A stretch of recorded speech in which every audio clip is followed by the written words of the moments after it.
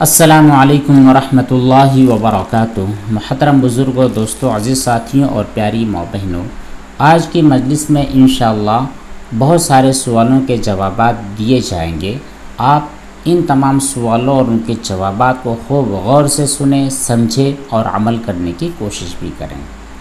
سب سے پہلا سوال ایک صاحب نے کیا ہے، کہتے ہیں مفتی صاحب، ہمارے گھر میں پاکی ناپاکی کی بہت زیادہ احتیاط نہیں کی جاتی، بہت زیادہ خیال نہیں رکھا جاتا، وہ لوگ دین سے دور ہیں، مجھے بہت زیادہ پریشانی ہوتی ہے، ناپاکی کا جو خیال نہیں رکھتے ہیں، مجھے اب ہر چیز کو پاک کرنے کی ضرورت پڑ جاتی ہے، یہ کام روزانہ ہوتا ہے، میں پریشانی میں گھر جاتا ہوں، مشکلات میں پڑ جاتا ہوں، پلیز ناپاکی سے بچنے کا کوئی حل بتلائیں۔ دیکھیے، آپ نے جو بات کہی ہے کہ آپ کے گھر والے چونکہ اپنے گھریلو چیزوں کے استعمال کرنے اور نہ کرنے میں احتیاط نہیں کرتے، طہارت اور پاکی کا خیال نہیں کرتے، اس لیے آپ پریشانی کے شکار ہو گئے ہیں اور ہر چیز کو پاک کرنے کی فکر میں لگے رہتے ہیں۔ یہ جو خیال آپ کے ذہن میں آیا ہے، یہ خیال ہی غلط ہے۔ دیکھیے، گھر والوں کا صرف بے احتیاطی کرنے کی وجہ سے، خاص خیال نہ دینے کی وجہ سے اب گھر کی ہر چیز ناپاک ہو گئی ہے، یہ سمجھنا ہی غلط ہوتا ہے۔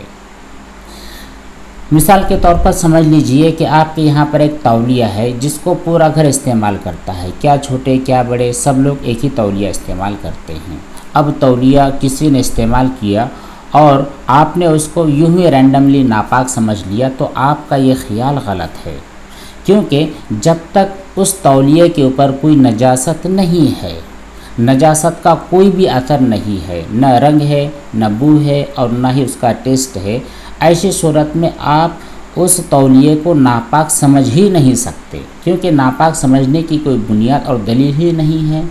تو ایسے ہی آپ اپنے گھر کی تمام چیزوں پر یہ بات اپلائی کریں۔ جس چیز کے اوپر نجاست کا اثر آپ کو محسوس ہو اور آپ کو یقین ہو جائے کہ فلاں چیز ناپاک ہے، بس اسی چیز کو پاک کرنے کی فکر اور کوشش کرنی چاہیے، اور گھر والوں کو بھی اس کی تعلیم دینی چاہیے کہ دیکھیے یہ چیز اس طرح نہیں ہوتی ہے، اس طرح صفائی کا طریقہ ہوتا ہے۔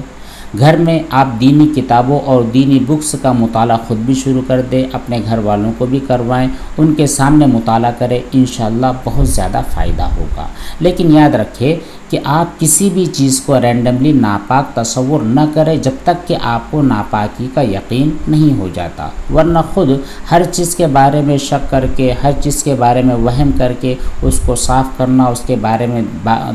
دوڑ دھوپ کرنا، خود آپ اپنے آپ کو تکلیف اور پریشانی میں مبتلا کر رہے ہیں، جو کہ سراسر غلط ہے۔ اگلا سوال ہے، السلام علیکم مفتی صاحب، اگر روڈ پر ناپاک کیچڑ یا پانی اڑ کر ہمارے سائیکل پر لگ جاتے ہیں اور سوکھ جاتے ہیں،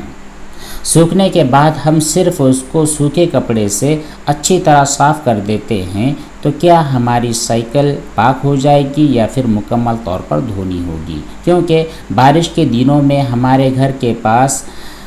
بڑا نالا ہے، اس نالے کا پانی روڈ پر آ جاتا ہے اور روڈ پر آنے کی وجہ سے وہ جو چھینٹے ہیں اڑ کر سائیکل پر پڑ جاتے ہیں، بہت زیادہ پریشان ہوں، پلیز بتلائیں۔ دیکھیے، گھر کے باہر آپ نے جو کہا ہے کہ وہ نالا ہے، اگر وہ نالا اس کنڈیشن میں ہے کہ اس پہ ناپاکی اور نجاست ہوتی ہے اور وہی ناپاک پانی روڈ پر آتا ہے اور اسی کے چھینٹے آپ کی بائسیکل پر اٹھتے ہیں، تو ایسی صورت کے اندر جہاں جہاں وہ چھینٹے اڑے ہیں وہ جگہ ناپاک ہے، پوری سائیکل آپ کی ناپاک ہو گئی، اس طرح نہیں ہوتا ہے۔ مان لیجئے کوئی چھینٹا اڑ کر آپ کے جو وہیل ہے، وہیل کے اوپر لگے ہیں، تو اس کی وجہ سے آپ کا ہینڈل یا پھر سیٹ کور یہ ناپاک نہیں ہوتا ہے۔ جہاں پر چھینٹے لگے ہیں بس آپ اسی کو دھو لیں، پوری سائیکل دھونے کی ضرورت نہیں ہے، پوری سائیکل صاف کرنے کی ضرورت نہیں ہے۔ اور اگر وہ سوکھ گئی ہے، نجاست اس کی سوکھ چکی ہے، اس کے وہیل کے اوپر نجاست لگی تھی، وہ وہیل سوکھ گئے ہیں، پھر بعد میں چلتے ہوئے وہ نجاست ختم ہو گئی تو پھر وہ وہیل بھی پاک ہو جاتے ہیں۔ لیکن اگر ریم کے اوپر یا پھر اس کا جو ساٹا جو بنا ہوتا ہے اس کے اوپر اگر نجاست لگی ہے تو پھر آپ کو اسے باقاعدہ پانی ڈال کر کے دھونا ہوگا۔ صرف پوچھ لینے کی وجہ سے پاک نہیں ہوگا۔ ہاں وہ جو نجاست تھی، وہ جو گندگی تھی وہ ختم ہو گئی ہے، لیکن بعد میں اگر اس پر پانی گرا، صاف پانی گرا اور وہ نجاست گیلی ہو گئی اور آپ کے کپڑے اس میں سٹ گئے، تو پھر ایسی صورت میں آپ کے کپڑے ناپاک ہونے کا اندیشہ ہے۔ اس لیے بہتر ہے کہ جہاں جہاں پر نجاست گری ہے آپ اس کے اوپر ایک مرتبہ پانی ڈال دیں، وہ جو گندا پانی تب بہہ جائے گا، آپ کی سائیکل صاف ستھری اور پاک ہو جائے گی۔ اگلا سوال ان کا یہ ہے کہ میرا دوسرا سوال یہ ہے کہ اگر ناپاک پانی کے 1-2 بوند کپڑے پر لگ جائیں تو کیا دھونا پڑے گا؟ اور اگر گیلے ہاتھ سے چھو لے تو کیا ہاتھ ناپاک ہو جائے گا؟ ثنا خان۔ 1-2 قطرے اگر آپ کے کپڑے پر گر جاتے ہیں تو اس کی وجہ سے آپ کا کپڑا ناپاک نہیں ہوتا ہے، وہ معافی کے درجے میں ہوتا ہے، جس کے بارے میں کئی مرتبہ تفصیل کے ساتھ بتلایا گیا ہے کہ جو قطرہ 1 درہم سے کم کا ہوتا ہے اس کو دھونا ضروری نہیں ہوتا ہے، البتہ دھو لینا زیادہ بہتر اور افضل ہوتا ہے۔ اگر آپ نے اس کو صرف پانی ڈال دیا ہے اور پانی ڈالنے کی وجہ سے وہ 1-2 قطرے ختم ہو چکے ہیں تو آپ کا وہ جو حصہ ناپاک ہو چکا تھا وہ پاک ہو جائے گا، لیکن آپ نے دھویا نہیں، اس کے اوپر آپ کا ہاتھ لگ گیا ہے اور ہاتھ پر لگنے کی وجہ سے اس نجاست کے اثرات آپ کے ہاتھ میں منتقل ہو گئے ہیں تو پھر ہاتھ دھونا ضروری ہوگا۔ اگلا سوال ہے سعد جی کا، کہتے ہیں مفتی صاحب نماز میں بہت زیادہ پریشانی ہو رہی ہے، نماز پڑھنے میں بہت زیادہ ٹائم لگ رہا ہے اور آیت کو بار بار پڑھتے رہنا پڑتا ہے، اتنا ریپیٹ کرتا ہوں کہ سنت اور نفل ہو جاتی ہے اور میں لوگوں کی سنتیں اور نفل ہو جاتی ہے اور میں سورہ فاتحہ کی پہلی آیت پر ہی اٹک جاتا ہوں۔ کافی طویل سوال انہوں نے کیا ہے۔ سوال کا خلاصہ یہ ہے کہ انہیں نماز کے اندر کافی شک ہوتا ہے، کافی وہم ہوتا ہے، ایک ہی آیت کو بار بار پڑھتے رہتے ہیں، ایک ہی صورت کو بار بار پڑھتے رہتے ہیں اور یقین ہی نہیں ہو پاتا ہے کہ میں نے وہ قرأت صحیح کی ہے، غلط ہو گئی ہے، کہیں میری نماز فاسد تو نہیں ہو گئی، اس طرح کی جو باتیں ہیں۔ دیکھیے آپ کی اس پریشانی کا حل اور علاج یہ ہے کہ آپ بالکل اطمینان کے ساتھ اپنا کام کریں۔ نماز ادا کرنے کے لیے آپ گئے ہیں، آپ کے ذہن میں ہے کہ مجھ کو مان لیجئے فجر کی 2 رکعت سنت ادا کرنی ہے، تو فجر کی سنت ادا کرنے سے پہلے ہی اطمینان سے بیٹھ جائیں، سکون کی سانس لے لے، اپنے ذہن کو یکسو کر لے، دنیا سے ہٹا کٹا لے، کیونکہ بعض دفعہ پریشانی ایسے وقت ہوتی ہے کہ آپ بالکل دوڑے ہوئے آتے ہیں، جماعت کھڑی ہو چکی ہوتی ہے، آپ دوڑے دوڑے آتے ہیں، فٹافٹ وضو کر لیتے ہیں اور چہرہ پوچھا نہیں پوچھا، آستین چڑھی ہوئی ہے، ٹوپی صحیح ہے غلط ہے، کوئی خیال نہیں ہوتا، سانس پھولی ہوتی ہے اور نماز میں شریک ہو جاتے ہیں، تو اس کی وجہ سے ہمارا ذہن بھٹک جاتا ہے۔ اس طرح نہیں کرنا ہے، اطمینان سے آ جائے۔ نماز شروع کرنے سے پہلے جب آپ بیٹھے ہیں تو سورہ فاتحہ 1 مرتبہ اچھی طرح پڑھ لیں۔ آپ کو سمجھ میں نہیں ہے، سورت تو مجھ کو اچھی طرح یاد ہے، اس کے بعد جو 2 رکعت میں 2 سورتیں آپ پڑھنے والے ہیں ان کو بھی 1 مرتبہ پڑھ لیں۔ پھر جب آپ کے ذہن میں آ گیا کہ میری تو سورہ فاتحہ بھی اچھی ہے اور دیگر جو 2 سورتیں پڑھنے والا ہوں یہ بھی پختہ یاد ہے، تو جب نماز آپ شروع کر دو گے تو آپ کے دل میں ایک اطمینان ہوگا کہ میں جو بھی پڑھ رہا ہوں بالکل 100% صحیح پڑھ رہا ہوں، اس میں کوئی غلطی نہیں ہے۔ اور جب آپ نے دل جمعی کے ساتھ دھیان اور توجہ کے ساتھ نماز ادا کر لی تو انشاءاللہ یہ جو پرابلم ہے، یہ جو تکلیف ہے، یہ دھیرے دھیرے ختم ہو جائے گی۔ بس آپ ایک کام یہ کریں کہ بہت زیادہ اسپیڈ میں کوئی بھی کام، کوئی بھی نماز، کوئی بھی صورت وغیرہ نہ پڑھیں، بالکل اطمینان کے ساتھ پڑھیں اور ریپیٹ کرنے کی بالکل ضرورت نہیں ہے۔ الحمدللہ رب العالمین ایک آیت آپ نے پڑھ لی، اب دوبارہ ریپیٹ کرنے کی ضرورت ہی نہیں ہے، چاہے جتنا آپ کو خیال پیدا ہو، چاہے آپ کو جتنا وہم اور وسوسہ ہو رہا ہو کہ میری وہ والی آیت غلط ہو چکی ہے، لیکن آپ کو اس کی طرف دھیان اور توجہ نہیں کرنا ہے۔ دراصل شیطان ہوتا ہے جو ہماری نمازوں کو خراب کرنے پر اور بسا اوقات ہمارا دل نماز سے اچاٹ کرنے پر آمادہ رہتا ہے، وہ ہمیں بہکانے کی کوشش کرتا ہے، آپ اس کے بہکاوے میں ہرگز نہ آئیں، اس کو دھتکار دیں۔ اگلی چیز ہے السلام علیکم حضرت، جگ پورا گیلا تھا، میرے ہاتھ پر منی لگی ہوئی تھی، میں نے اس کا جو ہولڈر ہوتا ہے اس ہولڈر کو پکڑ کر جگہ بالٹی میں ڈال دیا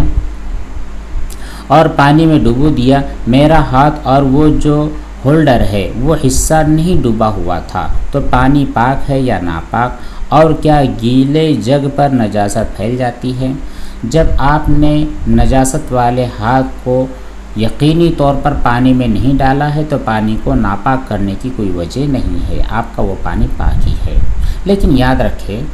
یہ طریقہ غلط ہے۔ صحیح طریقہ یہ ہے کہ آپ کے دونوں ہاتھ چونکہ ناپاک نہیں ہے، ایک پاک ہے دوسرا ناپاک ہے، تو جو ہاتھ ناپاک ہے آپ اس کو یوز میں نہ لائیں۔ پہلے جو پاک ہاتھ ہے آپ کا تھوڑا سا چلو بھر کر پانی لے لے، وہ جو ناپاک اور گندا ہاتھ تھا اس کے اوپر دھو لے، 1 مرتبہ 2 مرتبہ 3 مرتبہ پانی ڈال دیا، وہ جو منی کے اثرات تھے وہ آپ کے ہاتھ سے ختم ہو چکے ہیں۔ پھر بعد میں آپ باقاعدہ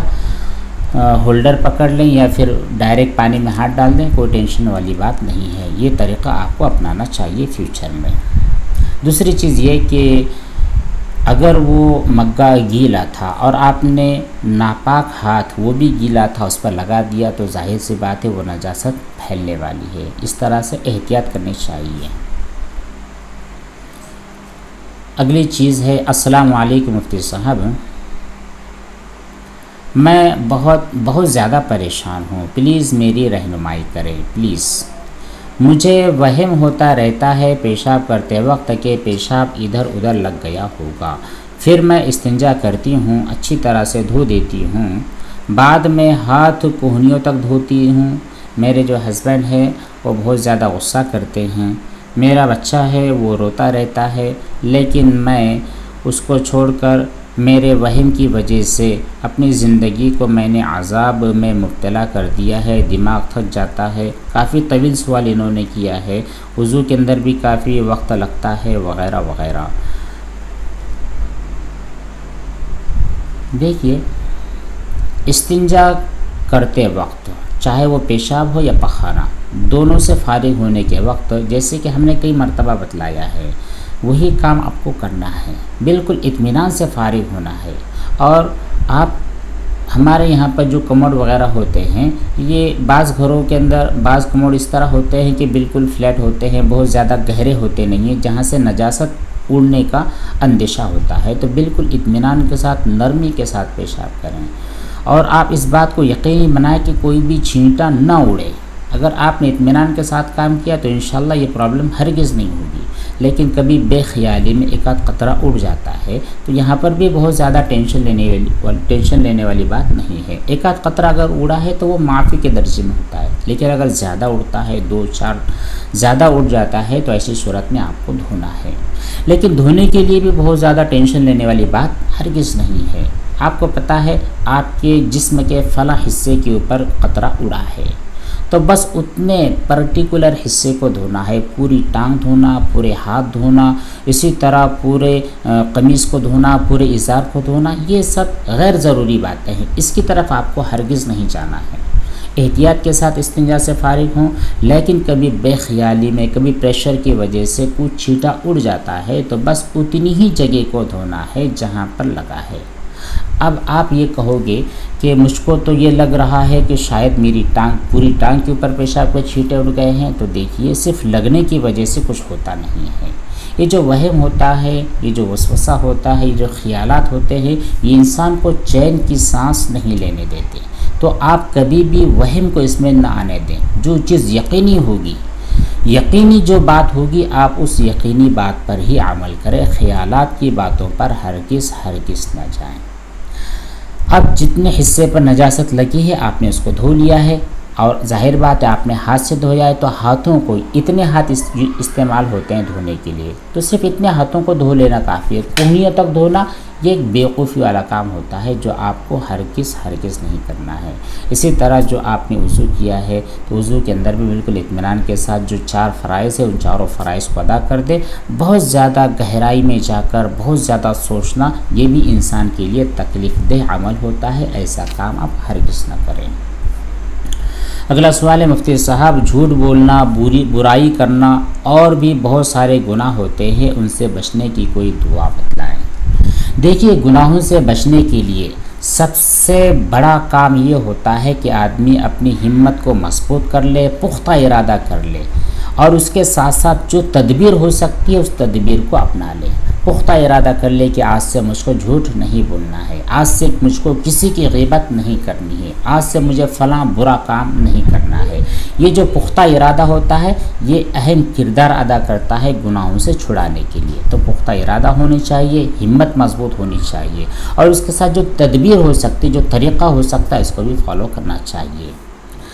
اگر آپ کے گناہوں سے بچنے کا حوصلہ ہی کمزور ہے، آپ کی ہمت ہی کمزور ہے، تو ایسی صورت کے اندر چاہے آپ جتنی کوشش کر لیں، گناہوں سے بچنا بہت زیادہ مشکل ہو جاتا ہے۔ تو سب سے پہلی چیز، آپ اپنی ہمت کو مضبوط کریں، اور جو بھی وعدہ کرے، جو بھی ارادہ کرے، پختہ اور مضبوط کرے۔ دوسری چیز، آپ کثرت سے ربنا حب لنا من ازواجنا وذریاتنا قرۃ اعین وجعلنا للمتقین اماما، یہ قرآن کریم کی ایک آیت ہے۔ اس دعا کو کثرت سے پڑھتے رہے، ہر نماز کے بعد اور سوتے وقت کم از کم 7 مرتبہ شروع میں اور 7 مرتبہ آخر میں درود شریف پڑھتے ہوئے، درمیان کے اندر 11 مرتبہ، 21 مرتبہ، 41 مرتبہ اس دعا کو ربنا حب لنا من ازواجنا، اس دعا کو پڑھنے کی عادت بنا لے سوتے وقت میں، اور اسی طرح ہر فرض نماز کے بعد بھی۔ اسی طرح جو بھی گناہ آپ کے سامنے آتے رہے ان کو اگنور کرتے ہیں، اسے بچنے کی فکر کرتے رہے، اور آپ کی جو ہمت ہے اس ہمت کو مضبوط رکھے، ساتھ ہی ساتھ اللہ تعالیٰ سے دعاؤں کا اہتمام بھی کرتے رہیں۔ گلرے صاحب نے کہا ہے، السلام علیکم مفتی صاحب، لنگی میں پیشاب لگا اور سوکھ گیا، غسل کرتے وقت مل کر کئی لوٹے پانی بہا دیا تو لنگی پاک ہو جائے گی؟ ایسا نہیں کرنا چاہیے۔ اگر لنگی ناپاک ہے تو بہتر یہ ہے کہ اس کو نکال کر، بدن سے نکال کر الگ سے اس کو دھو دے، لیکن آپ نے ایسا نہیں کیا، پورا غسل کر رہے تھے اور غسل کے دوران ہی آپ نے لنگی کو اتنی دفعہ، اتنی مرتبہ دھو دیا ہے، اس طرح پانی بہا دیا ہے کہ اب اس میں سے پیشاب کا قطرہ اور جو بھی نجاست تھی وہ بہہ چکی ہے۔ تو غسل سے فارغ ہونے کے بعد اس کو 1 مرتبہ 2-3 مرتبہ اچھی طرح نچوڑ لیں، انشاءاللہ آپ کی لنگی پاک ہو جائے گی، الگ سے دھونے کی کوئی ضرورت نہیں ہوگی۔ پٹھان الیاس قلم نوری صاحب کہتے ہیں، السلام علیکم مفتی صاحب، نکاح کے وقت گواہ اور وکیل بنانا کیسا ہے؟ نکاح کے چند شرائط ہوتے ہیں، جن میں پہلی شرط یہ ہوتی ہے کہ گواہ ہونی چاہیے، بغیر گواہوں کے نکاح صحیح نہیں ہوتا ہے۔ تو جو گواہ ہوتے ہیں، گواہوں کا 2 ہونا ضروری ہے اگر دونوں مرد ہوں، تو گواہوں کا ہونا نکاح کے لیے شرط ہے، بغیر گواہوں کے نکاح صحیح نہیں ہوتا۔ البتہ وکیل کا جو مسئلہ ہے، وکیل بنایا جاتا ہے عورت کی وکالت کرنے کے لیے، چونکہ عورت مجلس نکاح میں آ کر ایجاب و قبول نہیں کرتی ہے، اس لیے اس کی طرف سے اجازت لے کر، اس کی اجازت سے ایک آدمی نکاح کی مجلس میں حاضر ہوتا ہے اور کہتا ہے کہ میری جو موکلہ ہے فلاں بنت فلاں، میں اس کا وکیل ہوں اور اس کا نکاح اس کی وکالت سے میں یہاں پر کرا رہا ہوں۔ اگلا سوال ہے ندا صاحبہ کا، کہتی ہے، السلام علیکم مفتی صاحب، کیا پھٹی ہوئی چادر سلنے کے بعد بچھانے یا اوڑھنے سے رزق میں تنگی ہوتی ہے؟ کیا حکم ہے اسلام میں، اس کا پلیز بتلائیں۔ پھٹی ہوئی چادر ہو، پھٹے ہوئے کپڑے ہو، ان کا استعمال کرنے کی وجہ سے شرعی اعتبار سے کوئی حرج نہیں ہے۔ جو چیزیں استعمال کے لائق ہیں انہیں استعمال میں لانا ہی چاہیے، چاہے یوں ہی استری کر کر اچھی طرح دھل کر، اگر پھٹے ہیں تو ان کو پیوند لگا کر یا پھر سل کر۔ صحابہ کرام نے ایسے کپڑے پہنے ہیں، حضرت عمر رضی اللہ تعالیٰ عنہ کے بارے میں بھی ہے کہ آپ کے کپڑوں پر پیوند تھے۔ تو یہ پیوند لگے ہوئے اور سلے ہوئے کپڑوں کے پہننے میں شریعت نے اور اسلام نے ہمیں روکا نہیں ہے، بلکہ ان کی ہمت افزائی کی ہے کہ آپ نے اللہ تعالیٰ کی دی ہوئی نعمتوں کی ناقدری نہیں کی۔ ہاں، اگر اللہ تعالیٰ نے آپ کے پاس اور زیادہ وسعت دے رکھی ہے اور آپ کے پاس کے جو موجودہ کپڑے ہیں وہ پھٹ چکے ہیں اور آپ کی ضرورت سے زائد ہے، تو بہتر یہ ہے کہ آپ کے قریب میں جو غربا، فقراء، مساکین اور محتاج ہوتے ہیں ان تک ان کپڑوں کو سل کر پہنچا دیں صدقے کی نیت سے۔ اس میں آپ کو صدقے کا ثواب بھی ملے گا اور ان لوگوں کی ضروریات بھی مکمل ہو جائے گی۔ بس اتنے سوالات تھے اور ان کے جوابات بھی آپ کے سامنے پیش کر دیے گئے ہیں۔ اس کے علاوہ اور بھی کافی سوالات تھے، انشاءاللہ اگلی مجلس اور اگلی نشست میں بیان کیے جائیں گے۔ اللہ تبارک و تعالی ہم تمام کو عمل صالح کی توفیق بخشے۔ والسلام علیکم ورحمۃ اللہ وبرکاتہ۔